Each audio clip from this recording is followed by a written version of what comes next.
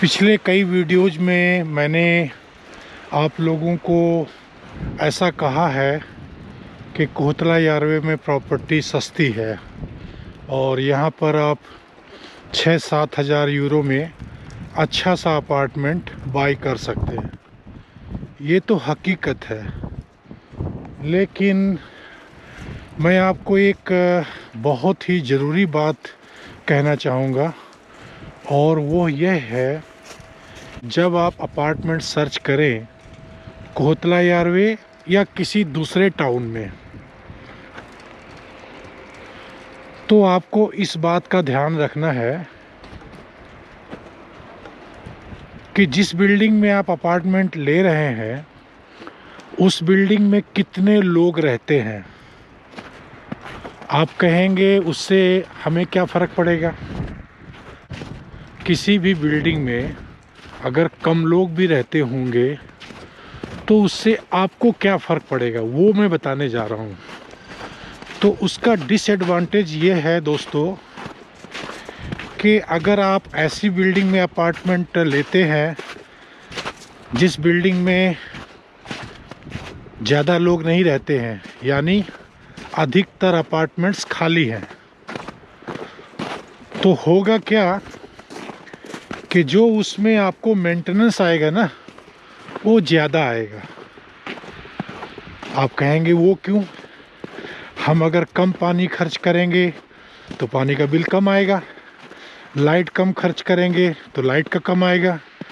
बिल्कुल सही कह रहे हैं आप, लेकिन जो हीटिंग का है और मेंटेनेंस है वो ज़्यादा आएगा, क्योंकि हीटिंग सिस्टम पूरी बिल्डिंग में सेंट्रलाइज चलता है, एक दो अपार्टमेंट के हिसाब से नहीं चलता है।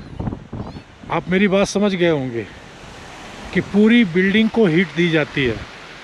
जो अपार्टमेंट्स बंद होते हैं हीटिंग वहाँ भी सप्लाई होती है, तो सभी जगह सप्लाई होती है, तो उसका बोझ पड़ता है उन लोगों के ऊपर जो लोग रहते हैं।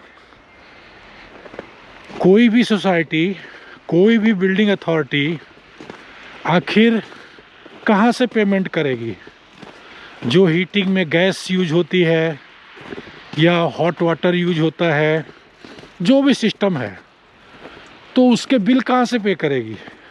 उसके लिए कोई भी गवर्नमेंट फंड नहीं देती है किसी भी सोसाइटी को, बिल्डिंग को। कोई भी बिल्डिंग उसको खुद ही सारा पेमेंट करना पड़ता है। तो अगर उस बिल्डिंग में कम लोग रहते होंगे, कम अपार्टमेंट्स में लोग रहते होंगे, तो पूरी बिल्डिंग का बोझ उन्हीं लोगों पे आएगा जो वहाँ रहते हो। मैं बस निकल पड़ता हूँ बिना चेक किए, जैसे कि आज निकल पड़ा, और निकल पड़ा हूँ तो बारिश हो रही है। अब वापस जाने का कोई मतलब नहीं है, क्योंकि सीवर को लेके आया हूँ। सीवर को थोड़ा घुमाना भी ज़रूरी है।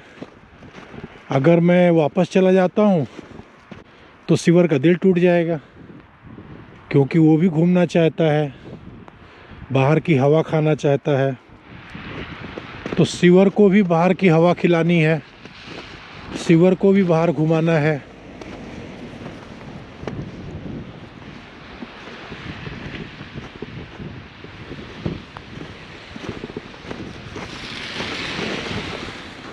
इस कारण से अब बारिश में भीग जाएं या जो भी हो, लेकिन अब थोड़ा बहुत 2-3 किलोमीटर घूम करके ही जाएंगे। वैसे मैंने तो मॉर्निंग में वॉक कर ली थी, और मेरी डेली वॉक का जो कोटा है वो लगभग पूरा हो चुका था मॉर्निंग में ही, लेकिन सीवर का कोटा पूरा नहीं हुआ, क्योंकि सीवर को मैं कल भी लेके नहीं निकला था, तो कल भी वॉक नहीं कर पाया, और अगर आज भी नहीं करा पाऊँगा तो फिर वो बीमार पड़ जाएगा। तो अधिक से अधिक एक दिन चला लेता हूँ। अगर कोई एक दिन सीवर को नहीं घुमाया तो दूसरे दिन 100% लेके जाना ही जाना है। तो इसलिए अब चाहे जो हो जाए, चाहे बारिश पड़े या पाला पड़े, सीवर को ठीक से वॉक करा करके ही घर जाऊंगा। और मैं बताऊं आपको कि मेरा जो सारा वक्त है ना, वो वीडियो की एडिटिंग में और वीडियो की शूटिंग में ही जाता है। आप यकीन करेंगे कि मैं रोज़ सुबह 6 बजे से और रात को 10 बजे तक, 6 और 6 12 घंटे ये हो गए, और 12 और 4 16 घंटे तक मैं केवल वीडियो में ही लगा रहता हूँ।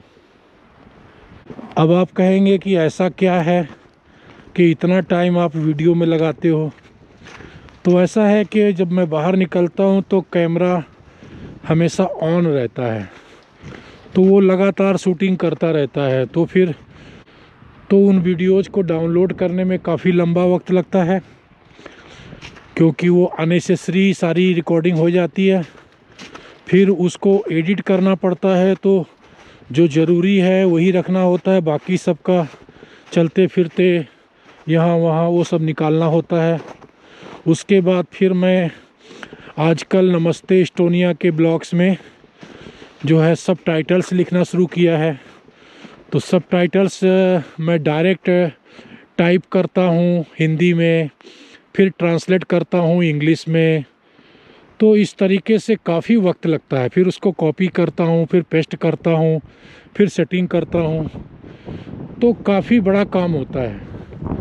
और दूसरी बात, आजकल रोज़ मैं 2-3 वीडियो नमस्ते एस्टोनिया में अपलोड करता हूँ और फिर इधर भी करता हूँ।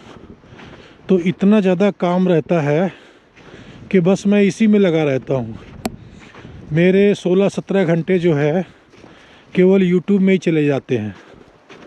प्रोफेशनल कोई भी होगा तो उसको इतना टाइम नहीं लगेगा। प्रोफेशनल बंदे को तो 1-2 घंटे में सब कुछ निपटा लेगा, लेकिन ना तो मैं प्रोफेशनल हूँ और ना ही मेरे पास इतने संसाधन हैं। तो बस अपने दिमाग से और अपने जुगाड़ से सारा कुछ करता हूँ। तो इसलिए वक्त भी लगता है और मेहनत भी लगती है। और सबसे जो ख़राब बात है वो क्या है, मेरी जो आई साइट है नज़दीक की वो कमज़ोर है। यानी मुझे हमेशा चश्मा लगाना पड़ता है जब एडिट करता हूँ तब। यानी एडिटिंग करते समय मुझे चश्मा लगाना पड़ता है, और चश्मा जो मेरा है वो ओरिजिनल नहीं है, वो चश्मा भी डुप्लीकेट है। जो मार्केट में अलग अलग नंबर का चश्मा मिलता है ना, यहाँ पर वो 3 यूरो 4 यूरो का मिलता है, कभी कभी 1-2 यूरो में भी मिल जाता है। तो वो चश्मा एक्चुअली आँखों के लिए अच्छा नहीं होता है, क्योंकि अगर आपको नज़दीक के अक्षरों को पढ़ने की प्रॉब्लम है तो आपकी दोनों आँखों की ज़रूरत अलग अलग भी हो सकती है और नंबर भी कम ज़्यादा हो सकता है। लेकिन जो मार्केट में मिलता है वो जैसे +1 +2 +3 या +350 ऐसा मिलता है। और फिर बहुत सारी बातें होती हैं टेक्निकल, क्योंकि जब आँखों में दर्द शुरू हो जाता है तो मैं फिर थोड़ा रेस्ट करता हूँ। तो इसलिए वीडियो एडिट करने में, सब टाइटल्स लिखने में बहुत ज़्यादा वक्त लगता है। तो यही कहना चाहता हूँ। और आपको बताऊँ कि मुझे ड्राइविंग लाइसेंस का एग्ज़ाम देने जाना था 15 को, डेट थी तारतू में, लेकिन ना तो मैं जा पाया और ना ही डेट चेंज करवा पाया। 3 दिन पहले, 3 वर्किंग डेज पहले जो है डेट आपको चेंज करवानी होती है। कोई अगर अगली डेट चाहिए आपको तो वो 3 वर्किंग डेज पहले अगर आप पहुंच जाते हैं तो आपको वो डेट चेंज कर देते हैं।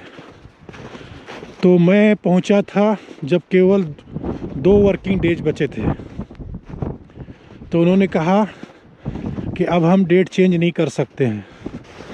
मैं गया था यूवी में, उसको यहाँ पर इस्टोनियन में यूफी बोलते हैं।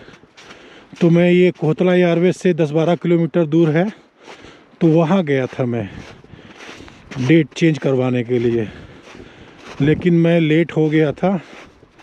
उन्होंने कहा कि हमें 3 वर्किंग डेज पहले आपको कहना होता है, लेकिन आप आए हैं लेट। अब केवल 2 वर्किंग डेज बाकी बचे हैं, इसलिए हम डेट चेंज नहीं कर पाएंगे।